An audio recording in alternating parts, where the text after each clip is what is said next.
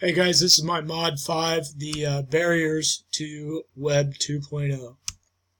So within the articles, as well as kind of that first chapter there that was posted, the chapter reading it cited the lack of time, training, and administrative support as kind of the three key problems that teachers were tagging as why they have not or are not effective in implementing technology or incorporating technology into their classrooms.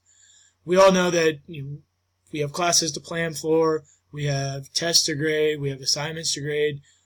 If you have any groups that you're trying to mentor on the side, whether it's sports or whether it's debate or forensics or drama, whatever the case may be, there's only so many hours in the day that we have with these kids. Training in terms of the different the multitude of available technologies, apps, programs, whatever you want to call it, to be incorporated into the classroom. There's no way we could possibly be experts on all of it.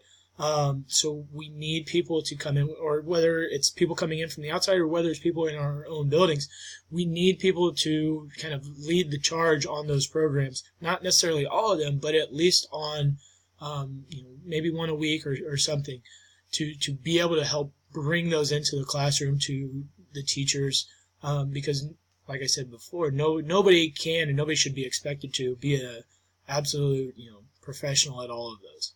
And then administrative support.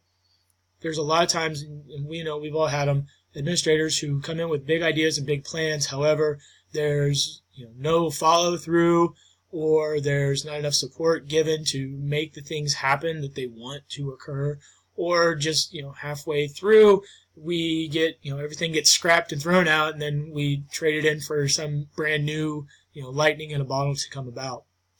The fish tree articles I thought were very good. They kind of had three main points: the role of the teacher, how to assess teachers, as well as the infrastructure shortcomings. Now with the role of the teacher, that's going to change based on how we're teaching the students, not necessarily what they're using to be taught, but how we are interacting with them.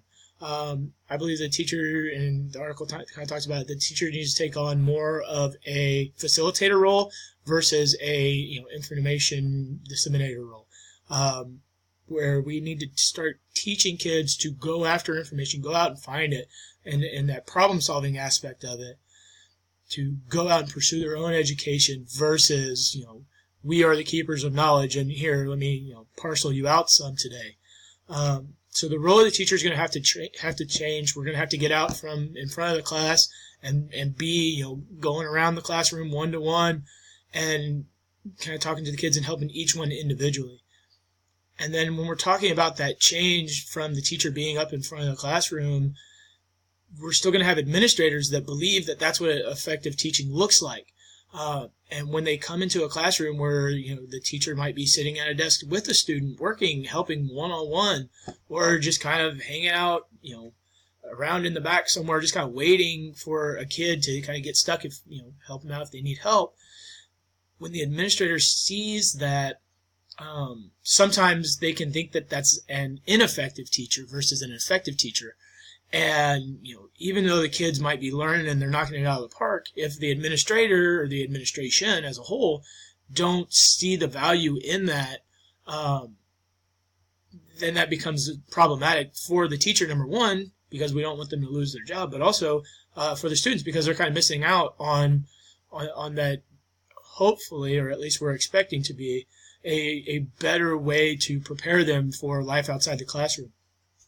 And then with the infrastructure shortcomings, this is kind of talking, and it kind of ties into the Time article where we're talking about the internet access being an essential service in today's world. Within the infrastructure side of that, we're talking about whether homes are connected, whether businesses are connected, whether it's available outside of school, but also within the school. We want to have the infrastructure in place for the technology that we're trying to incorporate to be effective. It does us no good to have, a Lamborghini that's driving down a one-way street. We have to be able to utilize the technology effectively. And that means, a lot of times beefing up the broadband width within our buildings which sometimes there's price issues that go with that and other things. But we need to make sure that we have the basic building blocks in place before we're trying to incorporate all these new ideas. And then with the essential service side of it, kind of, it mentions the TVA, being a history guy, talking about the Tennessee Valley Authority and, making sure all the homes have electricity. In my own personal opinion, I believe that we're going to have a nationwide Wi-Fi system at some point in the relatively near future, as long as our government isn't completely bought by the technology companies. But I think that's something that it is essential. It's starting to get to where it's a constitutional issue where we're talking about that it restricts free speech. So it's something that's definitely going to have to change on a national level. That we really have no control of, especially in our own classrooms. In the Ed Week articles, having open ed resources, I think, is imperative. And I know as teachers, we beg, borrow, and steal from one another within our buildings. Having the ability to do it over the internet, you just have a bigger pool of people to choose from. I think it's a great idea. If I had better ideas, I'd be throwing some out there. But I tend to want to collaborate with other people and just try to kind of pick their brains on stuff. So I don't know. I think that's the way we're going. It's like I said, it's just a bigger pool to pick from than just those people in your building. And then in the video, she mentioned kind of the divide between kind of elementary side versus the secondary side. And she talked about being less risky in the elementary schools. I thought that was interesting. If you have a small group of kids, 30 kids or whatever that you see that day, or that year, I guess, when you're trying something out, and if it doesn't work, yes, you're only affecting those 30 students. But if it does work, then you're also still only affecting those 30 students. And she was talking about kind of being a lower risk, but there's also a lower reward. So I don't know how much I buy that. But I do agree that it is less risky, but I don't know if it's, that it's not worth that risk, I guess is what I'm trying to say. Where she was kind of comparing at the secondary level, where I am right now, I see upwards of 190 kids every week. So if I were to implement changes all the way across my classes, there's 190 kids that would be affected, hopefully positively, by the end of the semester. So I don't know. Definitely a difference. Whether it's more beneficial or less, I don't know. I think it's just it would be based on whether or not you're successful. And then personally, I was kind of thinking of this while she was kind of arguing this. The differences between secondary and elementary, that within the elementary schools there is a smaller academic divide. What I mean, it would be like in terms of reading levels. I have kids that as seniors in high school sometimes are reading at a 6th grade level, and they're in the same classes as a student who's reading at a sophomore college level. So that obviously is a very large divide. That would be similar to if you have a 6th grader in your class who literally cannot read as a middle school teacher. So when they're at younger levels, 1st grade, 2nd grade, 3rd grade, not to say that those divides don't occur academically, those academic divides don't occur and aren't there or aren't important, but maybe, and I don't know obviously because I'm not elementary school, but maybe they are less intrusive into the overall lesson or the overall continuity between the students. So moving on, bridging the digital divide. Can we do it? Yes, of course we can. The only problem is going to be money and making sure that we are able to connect rural areas. I brought up the Tennessee Valley Authority earlier. Being able to connect people who are not connected, making sure that everybody has equal access. I do very much believe that this is something that we can do and will do. I believe that the Wi-Fi kind of network that I was talking about earlier is going to be more along the lines of how we have, LTE or 4G or whatever internet you have on your phone, just your data plan. I think we're going to have something along those lines that is a national service that is provided by the government and everything else. Again, that's going to take some doing, and it's going to be messy. But I believe that that's the way that we're kind of going with that. As far as the 21st century skills that the students need, they need to know when they leave my class, they need to know how to use Google, all the different apps that are in that, the Microsoft Office suite. They need to know how to do basic computer troubleshooting, or at least how to look up how to do those things. They need to know how to, make sure first thing is turn it off and turn it on if it's frozen. So many kids in my classes are either just trying to be helpless and trying to get out of doing assignments or whatever, but they don't even put forth the effort into those basic things to do. It's always ask for help first versus trying to do it themselves, and that needs to change.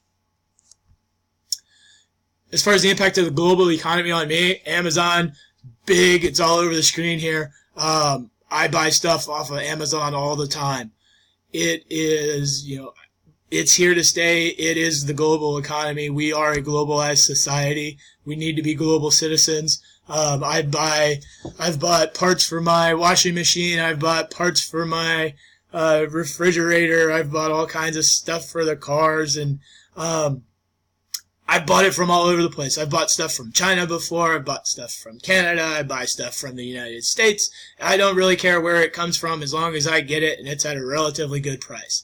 I'm not a very good domestic consumer, I guess. However, that's how it has affected me. And I don't see that changing at all anytime soon. As far as what training I need, I got our Infinite Campus logo up there. That's the program that we're using at school for grades. It's a monster. It is something that we need more training on. I personally need more training on it because it is a very specialized program, and it's not something that I'm using directly for my class by myself. It is, district mandated, things like that. So when I get programs like that I don't have control over them, I don't have the control over deciding whether or not, if I get too far in the weeds on a program, sometimes I'll scrap it or at least for a specific lesson, and I'll maybe keep playing with it and bring it back later in the semester. But when there are district or building level, directives that are thrown at us, that's where I really need more training. Other than that, I go out and I find my own stuff and beg, borrow, and steal and play with it. I love going into a new system and just clicking on every button I can see and figuring it out. That's how I operate. I want to go in, I want to break it, I want to go back and fix it and have it figure it all out and figure out how it's going to work for me and my students. So I don't necessarily want training on Google Classroom. I don't want necessarily training on, Kahoot or something like that. I want to go in and I want to do it myself, and I want to learn the ins and out of it on my own. And then 21st at Harmon, excuse me. We're one-to-one school. I've mentioned it before. We've got, 3D printers. We've got laser printer or t-shirt laser printers. We've got Apple TVs, projectors, Elmos. We have so much we can't use it all. However, it's also not used very effectively. Our Wi-Fi is absolutely terrible. We have many kids who can't pay the user fees for it, so they don't have laptops, and that makes it really problematic within class. The advantage of innovation, it's preparing kids for the real world. It's getting them ready to go out and be a productive member of society, letting them know kind of the ins and out of all these programs. It's getting them ready to go away and get a job. And I keep telling my seniors, that's the goal. The goal is for you to go get a job and pay some taxes.